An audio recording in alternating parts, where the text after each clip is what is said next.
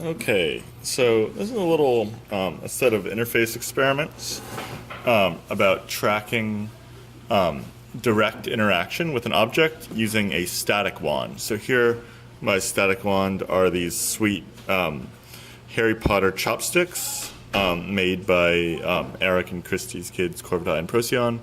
And I have this stack of blocks that's just hanging out here in a hologram. When I put the chopsticks close, I'm going to get a red cube that is hanging out between the chopsticks.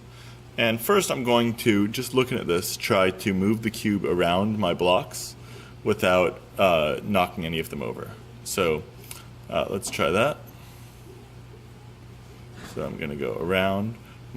It's tracking the tips of my wands, but not the sides of my wands. So that doesn't really affect the blocks. Okay, so great.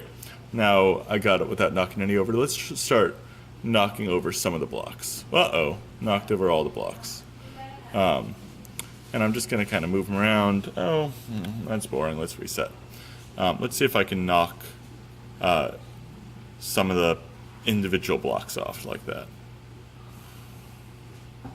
So this is kind of neat because it cares a lot about, like, the physics simulation here is tracking not just the angle of impact, which affects whether or not I knock the other blocks, but also the velocity of impact. So like an upward tilted up stroke is important. So the last thing I want to show is how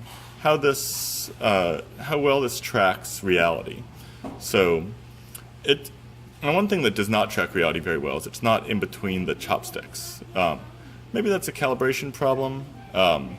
But you can see, like, I'm not holding the thing. It's in front of my chopsticks. That throws me off. So that needs just a little bit of tweaking.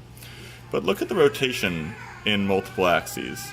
As I move it around, I can't do full 360. The tracking starts to break if I try to do more than maybe like 20 or 30 degrees. But what I can do is I can get pretty nuanced control in a small area. So as a last demo, I'm going to try to line up, let me see if I've got my thing. I'm going to try to line up this red cube on top of the white cube. So I'll just get it, uh-oh, look out, white cube. Red cubes are coming.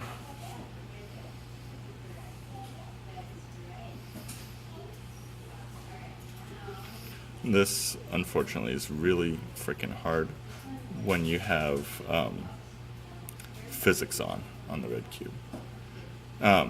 But anyway, when I get past the clunkiness of the physics simulator, it's not crazily different than just moving one cube onto another with chopsticks. Like, it's about the similar level of dexterity. It's a similar level of precision. And I like that.